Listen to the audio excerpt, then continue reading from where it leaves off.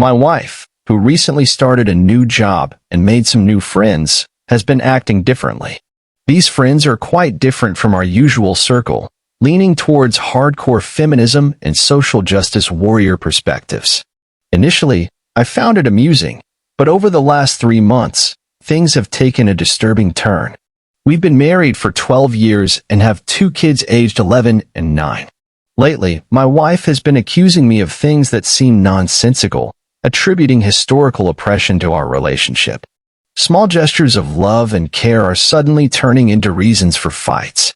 I've tried to be patient, explaining that I haven't done anything wrong and the only thing I'm guilty of is loving her. About 5 weeks ago, my gut feeling intensified. She started coming home late without informing me, and on those nights I couldn't reach her on the phone, she'd be distant, cold, and sometimes even drunk. The next day, she dismissed my concerns, calling me controlling and claiming I read too much into things. This pattern repeated a few times. I snooped in on her phone and found a thread with one of her new friends discussing how she planned to approach me about the idea of an open relationship. My suspicions about her infidelity seemed to be confirmed. She had scheduled this conversation for the 3rd of December, with the kids celebrating Christmas at their grandparents'. We were supposed to join them later that day. As we sat down for breakfast, she casually brought up the topic of an open relationship as if it were just a random thought. Fortunately, I was prepared. I had been reading advice on similar situations and had started recording. I knew from what I had read that there might not be a way to salvage the relationship at this point. My main focus became protecting myself and the kids, salvaging some pride and self-esteem. Instead of yelling or screaming, I switched to a jaw-clenched interrogation mode. It was time to gather information and understand the situation as best as possible.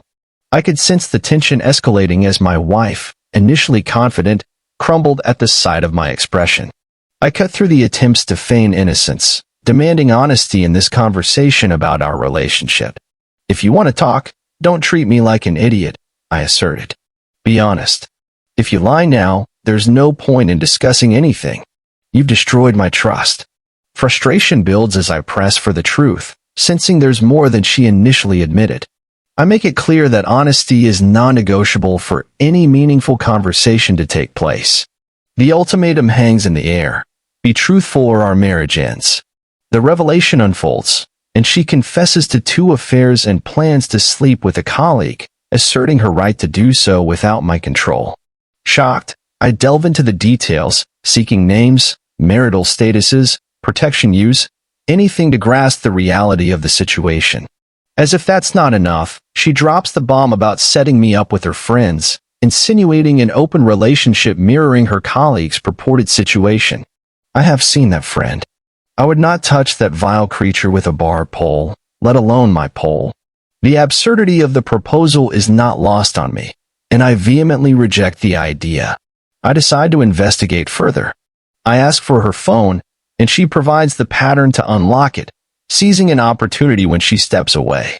I lock myself in my office and run recovery software on the phone, uncovering painful evidence of her actions in the past 35 minutes. Adding another layer, I install a spying app from an online service before emerging from my office. Handing her the phone, I instruct her to leave. She protests vehemently, accusing me of being controlling and holding her back, emphasizing that she has every right to pursue her actions. Throughout the confrontation, she displays no remorse, only defiance. Amidst her yelling, I maintain a stoic silence, refusing to engage in arguments. I pack her belongings while she circles, continuing her tirade.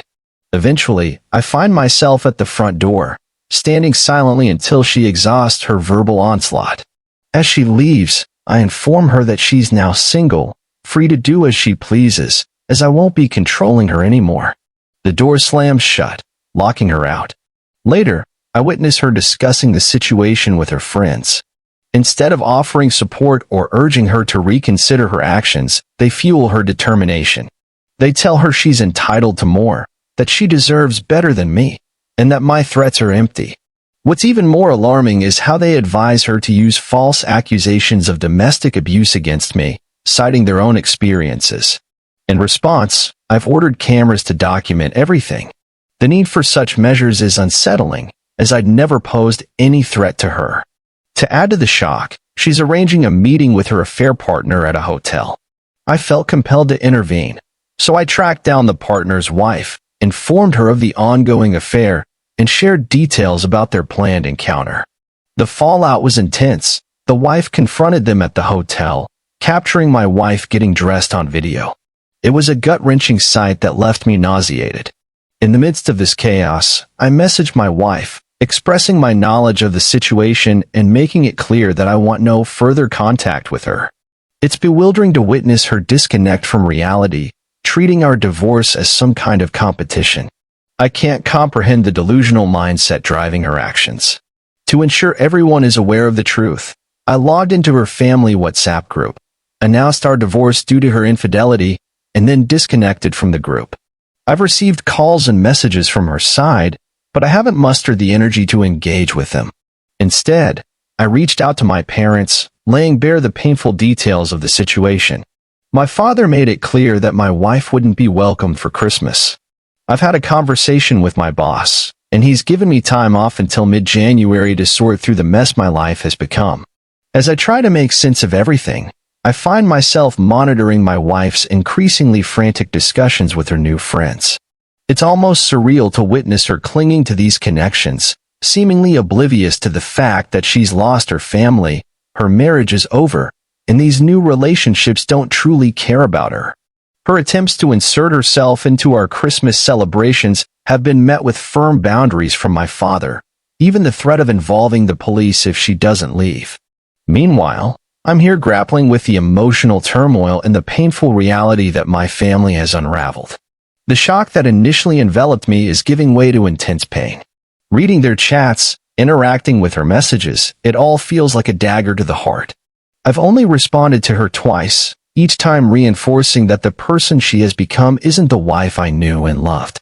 Explaining the situation to the kids was one of the hardest things I've ever done, trying to find the right words to convey that their mom no longer wants to be a family, that she wants to be with other men, and that we're getting divorced. It's a conversation I never imagined having. The kids are naturally distraught, and I'm thankful my mom and dad are here to offer love and support. They're doing their best to shower the kids with affection, while I'm an absolute mess. I know I need to pull myself together for the kids' sake, but going back to her is not an option. I wish I had waited until after Christmas to break the news to them, giving us a chance to start counseling right away, but when they asked about their mother's return, the truth just spilled out. I couldn't face myself if I went back to her. Her level of disrespect and callousness is unforgivable. I'm lost, struggling to understand why she thinks she can demand anything from me now. Is she mentally ill? It's a crazy, confusing ride. A lot has happened, and I've been a pathetic, sobbing mess.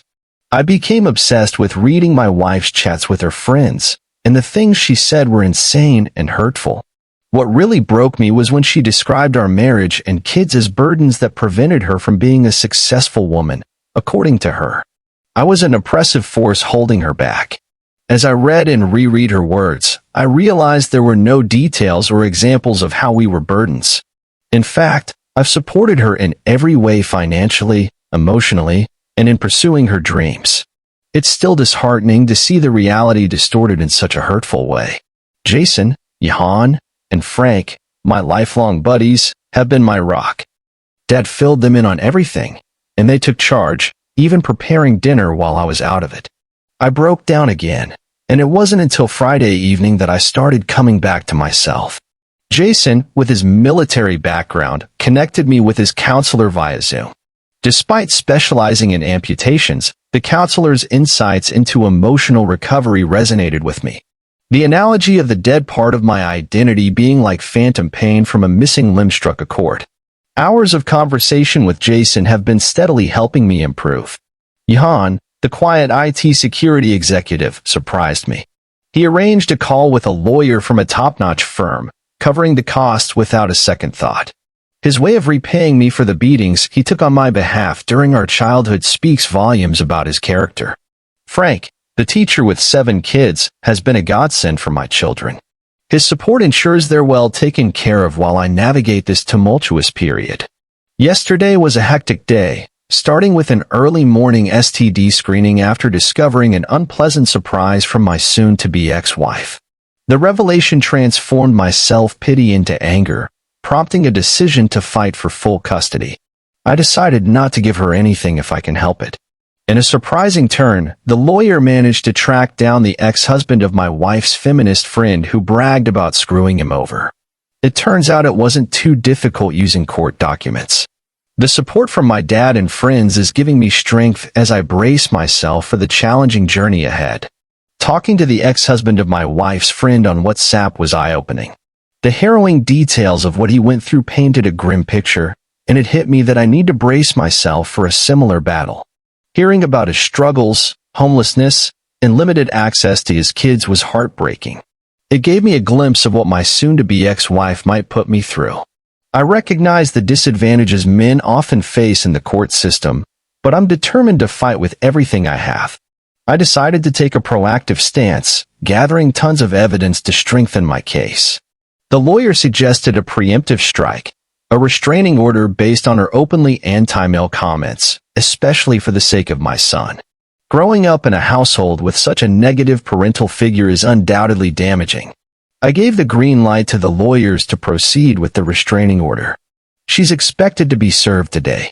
In the midst of all this, I had a bizarre Zoom call with her. It was surreal to see her trying to look her absolute best, something she hadn't done in years. Throughout the conversation, she attempted to bait me into a fight, but I managed to keep my cool. My lawyer emphasized the importance of attempting an amicable divorce before heading into a contested one. I was recording the meeting. Soon-to-be ex-wife didn't disappoint. She started out with this absurd statement about how there are two types of penises, one that is roughly the same size whether it's erect or not, and the other type that shrinks or grows based on whether it's erect or not. Who opens a call with her husband like that? Then she mused about how she was looking forward to the end of the current restrictions so she could go out and investigate this more in person. I simply responded that I wasn't interested in her hobbies, that I was only interested in discussing her divorce. Recording the conversation was a surreal experience. Her bizarre opening remarks and attempts to provoke anger left me baffled. When she muted herself to confer with her friends, openly cursing me for simply being a man, I couldn't shake the feeling that she saw our divorce as some twisted game, a power play where I had no option but to comply with her whims. Progress on the divorce front was non-existent, and I reluctantly concluded that a contested divorce was the only way forward. Adding to the chaos, I had to address the issue of chlamydia, a claim she dismissed with a frown. At this point, I've reached a state of not caring about her actions anymore. Sharing the recording with my lawyer shocked her, and it seems everyone involved thinks my soon-to-be ex-wife's behavior is beyond rationality. With access to her phone and chat logs, I'm prepared to present a strong case in court. The hurt is still there, but I've shifted my focus from self-pity to self-preservation. No more prisoners. I need to protect myself and my kids. I'm confident that my children will be fine. They'll get the therapy they need. As for my soon-to-be ex-wife, she'll become a distant memory, and I'm determined to start building a new and better life for myself and my kids. My wife has completely derailed, and it feels like the entire train is burning in a ditch. I don't understand what's wrong with her. She refuses to seek help for potential mental issues and acts like everything is normal. There's no remorse or regret in her behavior, and she portrays me as unreasonable for not accepting whatever she wants. She's hardly even talked to the kids since D-Day. I'm taking the necessary steps to divorce her and move forward with separating our lives. There's no turning back at this point. I wish it didn't have to come to this, and I find myself crying myself to sleep every night, mourning not only my own loss but also the fact that my children will grow up in a broken home. What's even more heart-wrenching is that my children no longer have a functional relationship with their mother. How do you answer a child's question like, "Why doesn't mommy want to see me anymore? Doesn't she love me?" I don't have the answer, and it's tearing me apart. Every day I wake up thinking that my heart is already shattered into too many broken pieces to break anymore, only to be proven wrong all day, every day. My wife remains unaware that I can monitor her communications, or she doesn't care. She's convinced that I'll never leave her and that my reaction to her behavior is unjustified. Despite the restraining order, she continues to speak negatively about me, our marriage, and our children to her friends. I can't comprehend why she harbors such hatred when we haven't done any of the things she accuses us of. As I mentioned before, my lawyers secured a temporary restraining order against her. Yesterday, there was a hearing, and since there were no new direct threats, the order was not extended. The situation remains incredibly challenging, and I'm doing my best to navigate through the pain and uncertainty. The fact that my lawyer suggested using the fact that she knowingly infected me as leverage for an undisputed divorce is just another surreal layer to this nightmare. I never imagined I'd be in a position where I have to treat someone I used to love as an adversary, always expecting the worst. I'd be okay with her decision to leave if it weren't for the unnecessary adversarial process she's pushing. Why does she want to hurt the people who used to love her as much as possible in the process? It's baffling, and I'm desperately searching for any insight. The potential court scenario adds another layer of stress. Paying a lump sum for the house, uncertainty about alimony, and the hope for custody. It's a roller coaster of emotions. My lawyer's suggestion to aim for an amicable divorce is a beacon of hope in this tumultuous situation. The involvement of the ex-husband who faced injustice in the court system is both heartbreaking and hopeful. The brokenness of the justice system, especially against fathers, is disheartening, but the potential for change with new evidence gives a glimmer of hope. The meeting with my lawyer and soon-to-be ex-wife brought its own set of bizarre circumstances. Her tardiness, the absence of her lawyer, and the presence of a harpy friend added unexpected complications. Following my lawyer's strict instructions on how to behave, I can only hope for a smoother resolution and a step towards freedom. I'll keep updating as this tumultuous journey unfolds.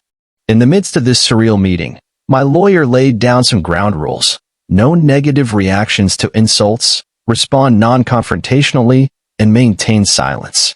If she placed her hands flat on the table, the harpy friend and my soon-to-be ex-wife arrived late sans masks, ready to provoke an insult.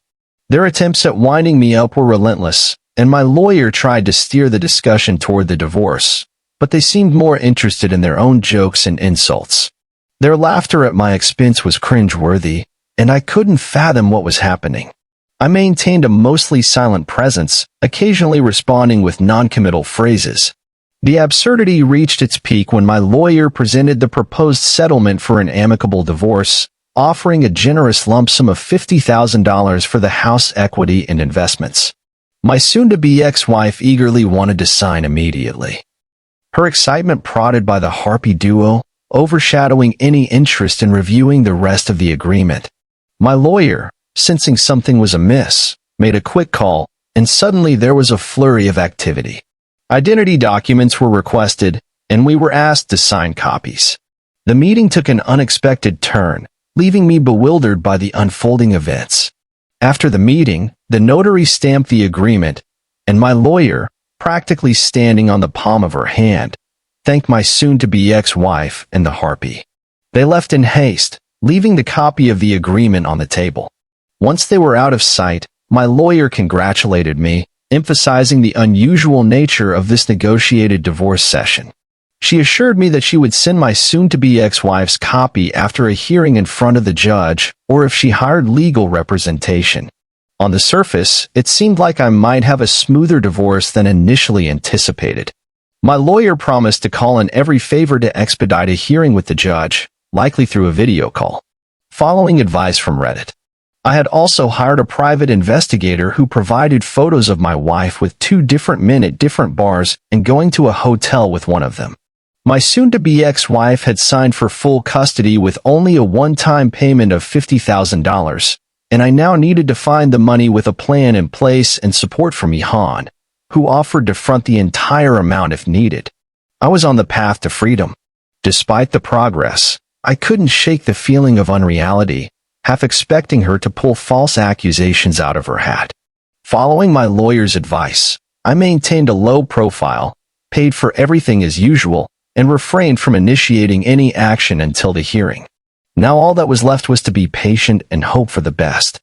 After the bizarre and cringe-worthy negotiation session, things took an unexpected turn. My soon-to-be ex-wife, fueled by her misguided belief that she could control the divorce process, had eagerly signed the agreement for a lump sum payment of $50,000.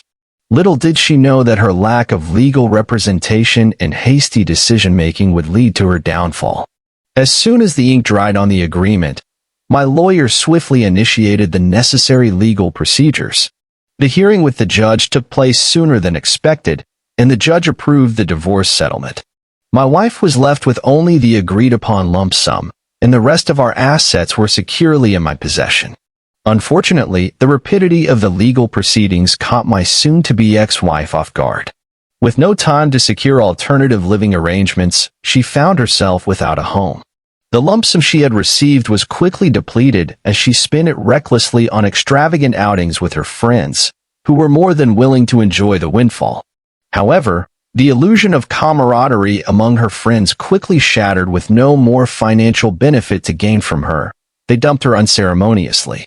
She had a few flings with other men who were more than happy to play Siam and Smith and use her only for their pump-and-dump sessions. Homeless, penniless, and abandoned by the friends she thought were her allies, my soon-to-be ex-wife faced the harsh reality of her choices. In a desperate attempt to salvage some semblance of control and dignity, my now ex-wife decided to make a comeback fueled by pride or perhaps a misguided sense of entitlement. She reached out, hoping for a reconciliation or at the very least a reconsideration of the divorce terms. However, her efforts were met with a resounding rejection, and the response she received was nothing short of brutal. I asked her if her research on the types of penises had been concluded. I also added by saying that if the research is complete, she can start a new profession and earn some money. The words used to rebuff her were harsh and unapologetic, reflecting the deep wounds caused by her actions. The rejection made it clear that there was no room for negotiation, and any hope of salvaging the relationship had long evaporated. In the aftermath of the tumultuous divorce proceedings, I found solace in rebuilding my life and creating a positive environment for myself and my children. The divorce, though challenging, became a catalyst for personal growth and newfound strength. With full custody of my kids, I immersed myself in creating a stable and loving home. Professional help was sought to support both myself and the children through the emotional aftermath of the divorce. Together, we navigated the healing process, fostering open communication and understanding. As time passed, wounds began to heal, and life took on a brighter hue. I focused on my career, personal development, and nurturing meaningful connections. The support of friends and family played a crucial role in this journey, providing a strong foundation for the fresh start we all deserved. Meanwhile, my ex-wife, having faced the consequences of her choices, embarked on her path of self-discovery. The rejection from her friends and the realization of her actions prompted a period of reflection. In time, she sought the necessary help to address underlying issues and rebuild her life surrounded by positivity and a newfound sense of independence. Both of us managed to forge ahead separately. Eventually, we reached a point of mutual respect and understanding. Co-parenting, once a source of tension, evolved into a collaborative effort focused on the well-being of our children. The story concludes with a sense of closure and the assurance that, despite the challenges, happiness and fulfillment were attainable. Each of us found our paths to happiness, and the journey, though difficult, ultimately led to a brighter and more promising future for everyone involved.